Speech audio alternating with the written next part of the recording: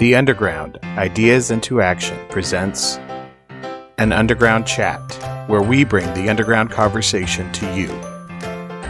Today's chat, Culture, Mission, and Tech Warp Speed, with Shruti Miyashiro, President and CEO of Orange County's Credit Union. So you were talking about community partners when you did the Community Mutual. Yeah. And I was thinking when you were doing that we've developed such close relationship within our communities. And even as big as your organization is with Orange County and some of the areas that you serve, how are you maintaining those community relationships? Are you still attending Chamber of Commerce events virtually? What are you doing? Yes, there? so we are, like everyone else, our partners also hunkered down when this first happened. No one was sure what was happening, how long it was happening. So both the scope and the pervasivity of it, people just didn't know. So they were not interested. All events stopped. Of course, all of the volunteer work we do in our communities, all of that had to stop, in-person events. But what we did find is that there was still a need. So we were reaching out to our community partners, especially those in the public sector, because those are our primary field of membership where we were founded. So when we talk about the County of Orange, the city, even public sector like OCTA, Transportation Authority, water, some of those districts, we reached out to them to find out, what are your needs? What are you seeing? So sometimes they just needed to bounce off HR ideas with our HR people, for example. Other times they were facing potential layoffs for their employees. Bus ridership was down, and so they may not have as many people coming in to work. And so looking at emergency loan programs for them. So there was the direct products and services, of course, that all credit unions would offer, but there was also the indirect partnering of none of us has been through a pandemic in our workplace history. So what are your teams doing and what are our teams doing? And then we tried to add the value add of fraud awareness, because fraud jumped up very quickly. Partnering on cybersecurity, some of those things. So we really looked at this idea of we're in it together, which we heard so often during this COVID, the initial phrases. We really took that phrase and said, now how do we apply that to our community partners beyond providing a financial product and service, but putting groups of people together and partnering about how we as a community now get through this. So we did a lot of needs-based consulting with them, a lot of customizing when we could, and then partnering also. When we were in DC, we took Maslow's hierarchy and we talked about members' needs or people's needs, and we went through that hierarchy. And one of the areas that we spent a lot of time on was love and belonging. And I'm going to go up on a little tangent here.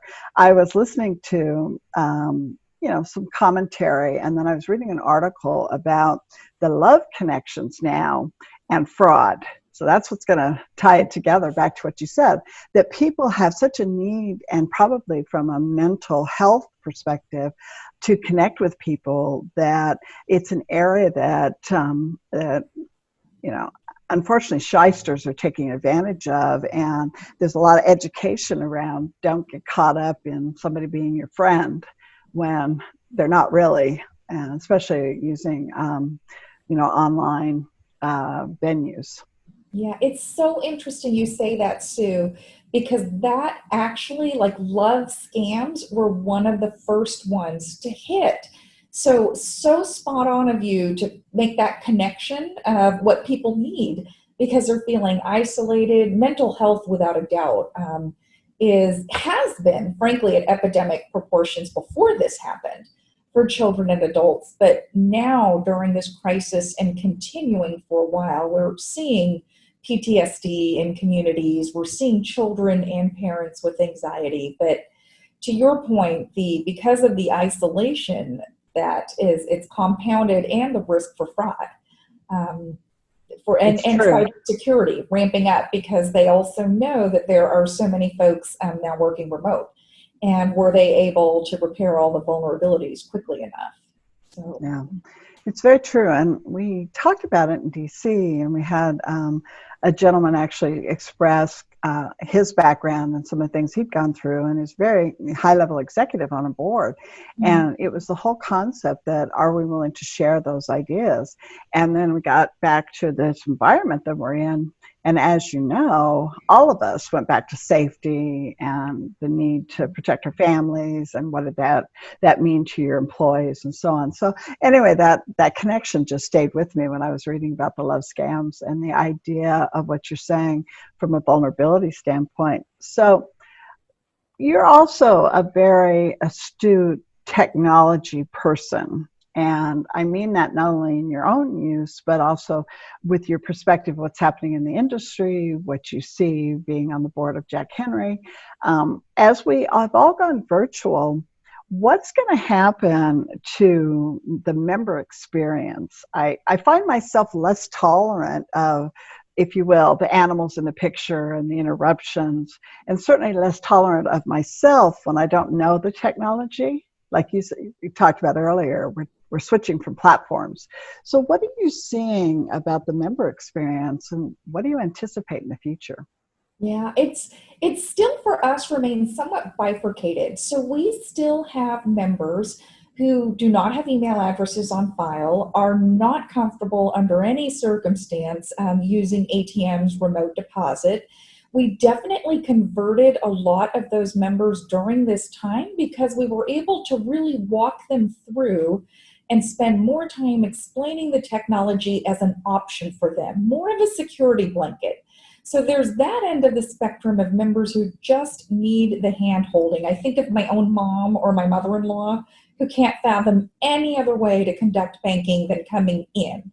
But having remote deposit capture set up or knowing how to push buttons on an ATM provides a safety net in the event the world went down a continued black swan type of event where financial institutions had to close doors and had to do things for a longer period of time remotely without other options.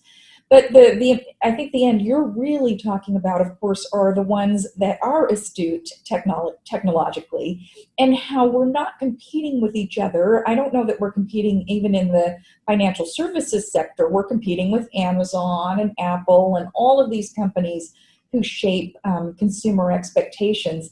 So my gut instinct is we continue down the same trajectory for consumer demands. Consumer demands shifted significantly and rapidly for the retail sector, for example. Financial institutions, no shock.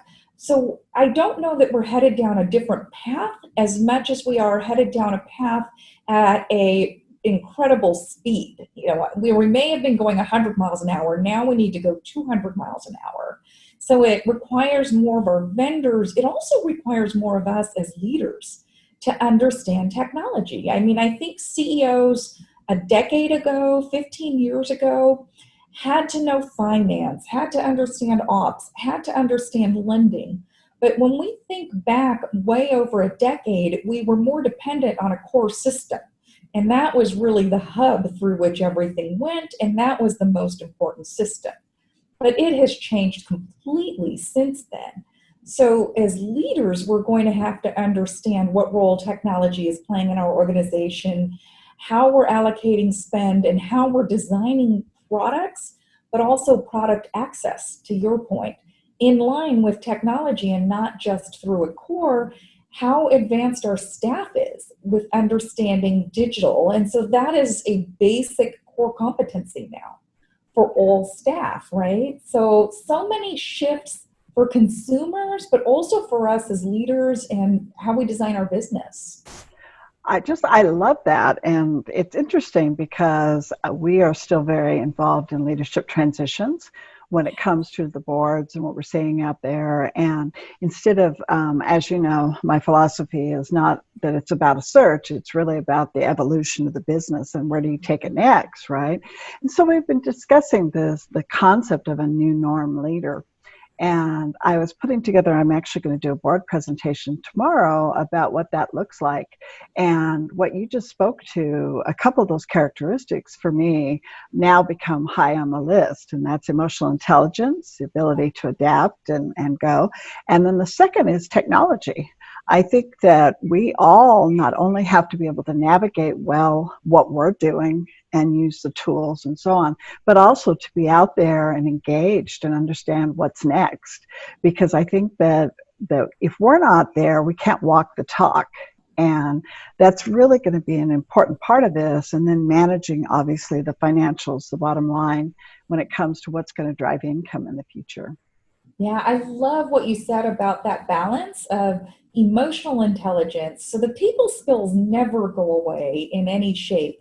But now the acumen, the technical skills keep shifting based on the world. And so what it took to be a CEO 10 years ago is not the same as today and won't be 10 years from now. And that's true for a board or anyone. So this constant thought of what is next.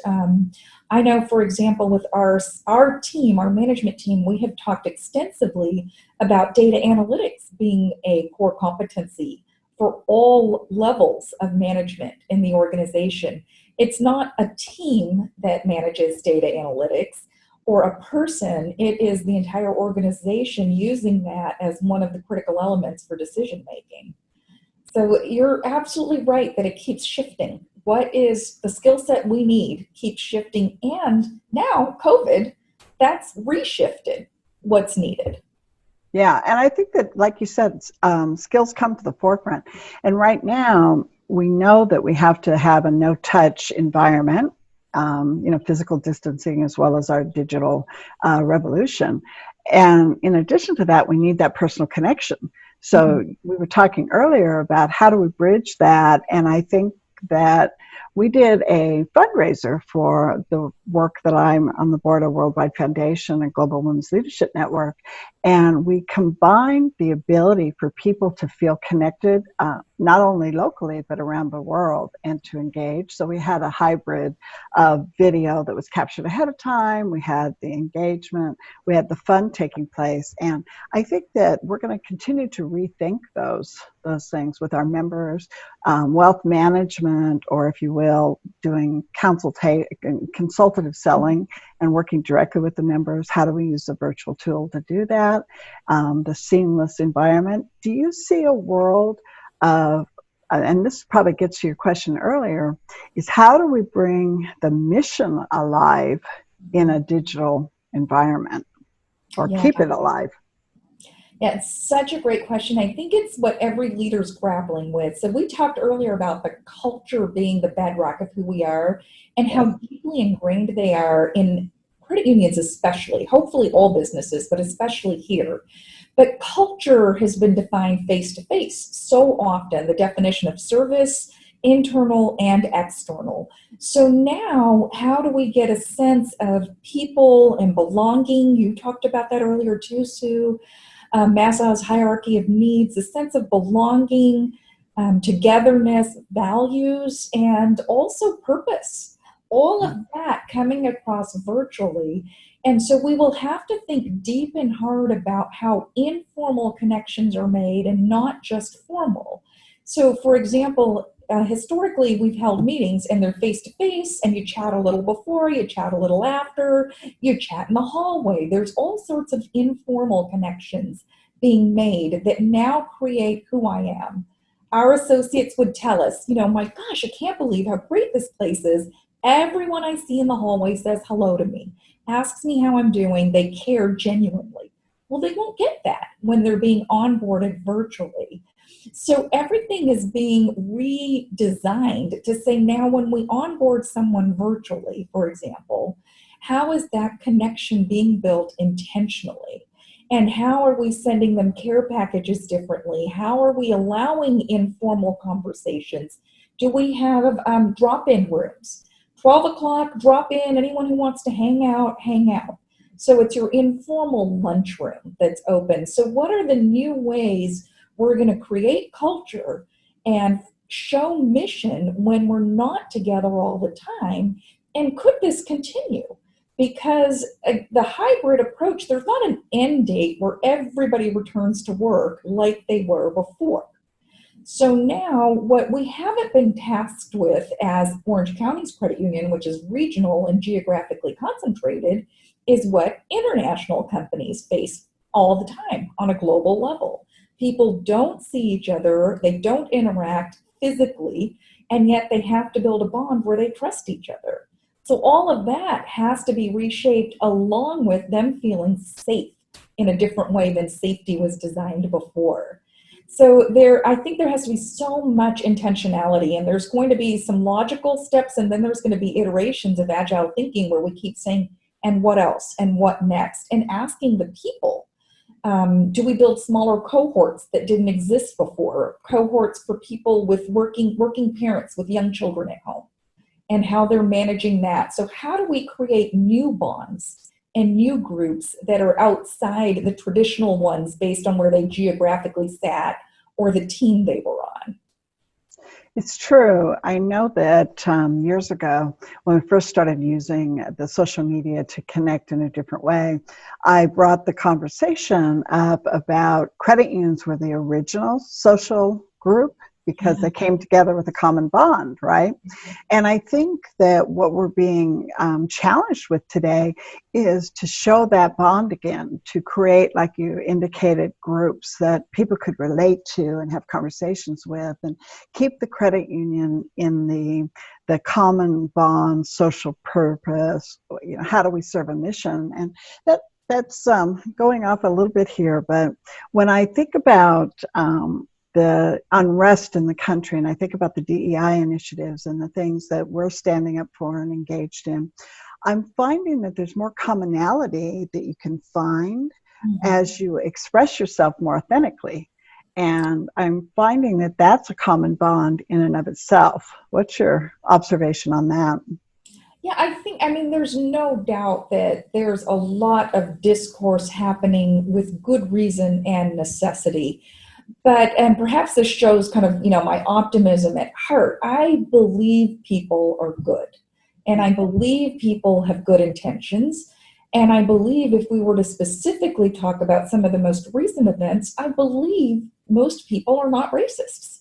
Yeah. So, for example, I think we all want the same thing. Everyone wants to be treated fairly.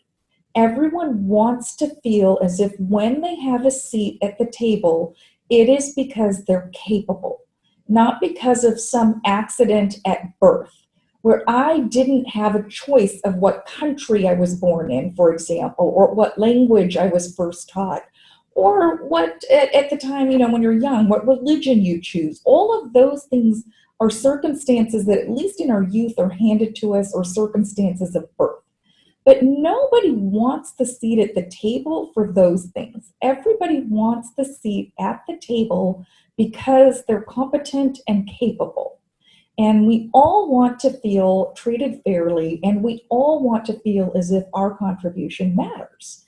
So with that in mind, then the discourse around how do we recognize that people all matter and people all have opportunities. We don't want the pendulum to swing in a way that a certain group of people feels ostracized, and we also don't want it to swing the other way, where in creating inclusiveness, we've now ostracized the first group of people. So there really is a balance within the organization, but I think credit unions have an advantage because our culture is rooted in trust. Our culture is rooted in people. And our culture is rooted in ethics. So those things make this a natural progression. I suspect, and I haven't done the math, but I really suspect if you were to look at credit unions compared to other industries, banking or other industries, I actually think we have some pretty phenomenal diversity and we're ahead of the group. We may not have formal DEI programs built in the way larger corporations have, either out of requirement or just genuine desire. But I really think the diversity in our industry and the fact that we were created for the underserved, the fact that we serve much of middle-class America and are such a fabric of their economy, I actually think we're further ahead than we realize. It's simply not documented.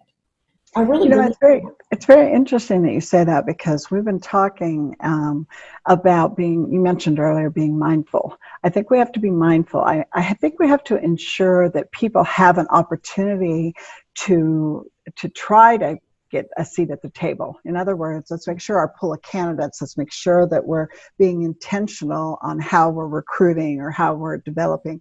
I think we have, as any organization, as you mature, you also may get away a little bit from our roots and our intentions. And so systemic caring love also can be limiting. And I think that's true of us just being mindful. Let's go back. Let's be thoughtful. Let's look at our volunteer recruitment. I love my boards, and my husband was on the board for 15 years. I'm on board of different organizations.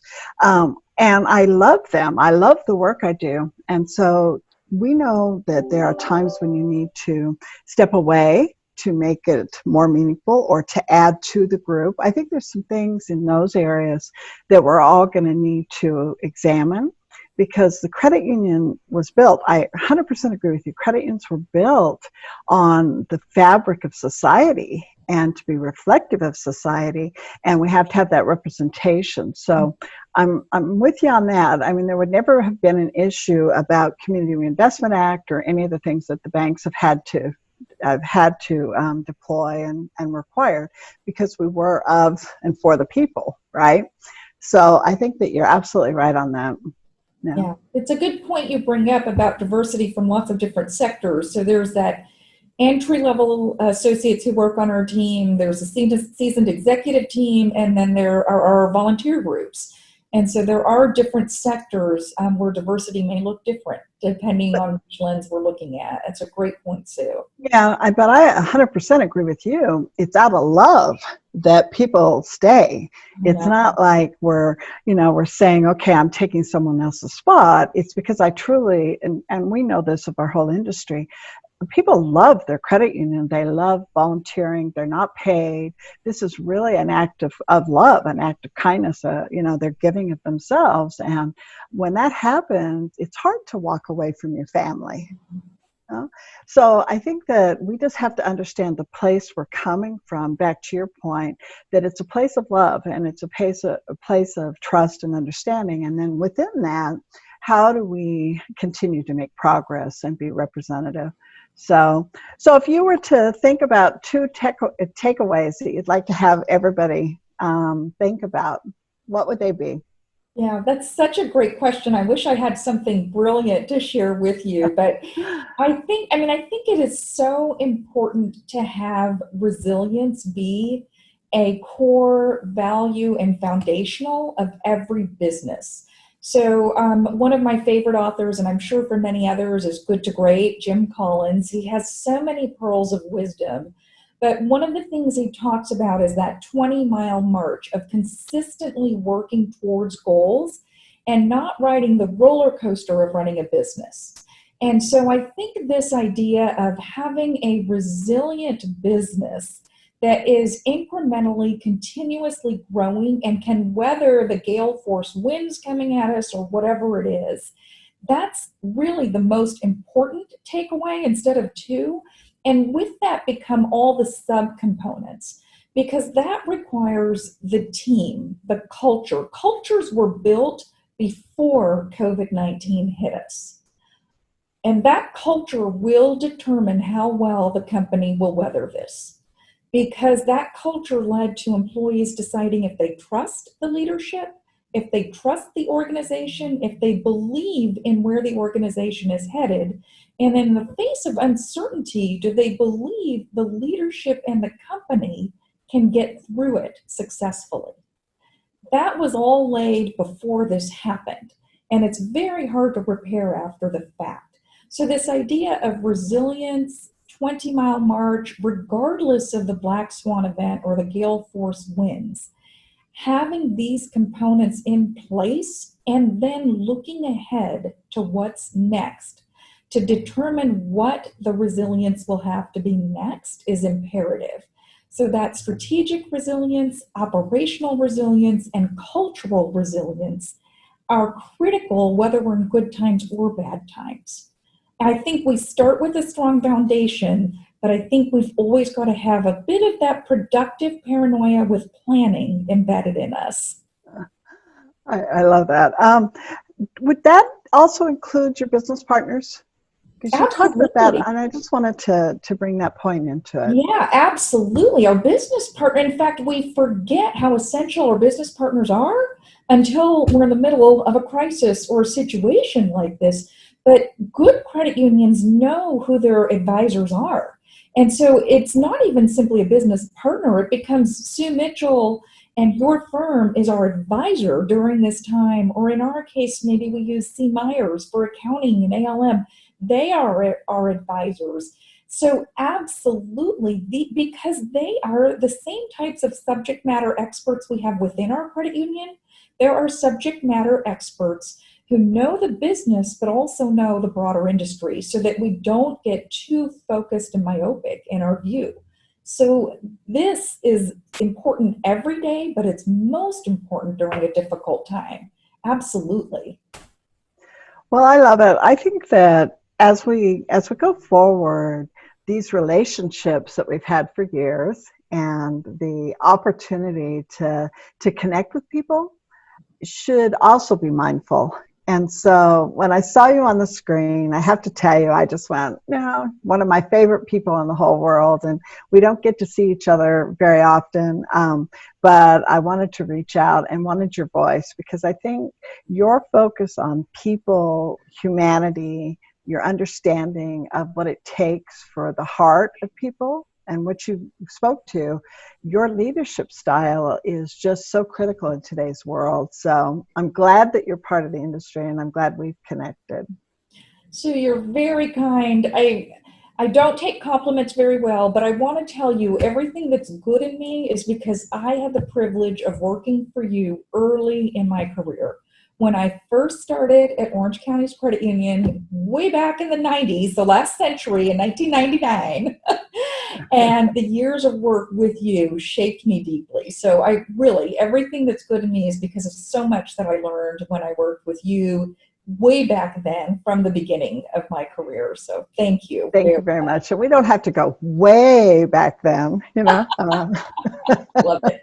That's why the lighting, you know, all those I things. know. Yeah, but I have to tell you, I think that you're right. When we look back about, you know, our MBAs in life and our you know, advanced experience and knowledge, I really think those mentors, whether it was a good book or it was the people that we ran into, and I would just encourage everybody as we go forward with this, that vulnerable sharing is critical. And we used to have that because we had the roundtables, we had the CEO conversations, and I understand that Diana's doing a great job at the league of bringing that and continuing that. You're doing it on a national level.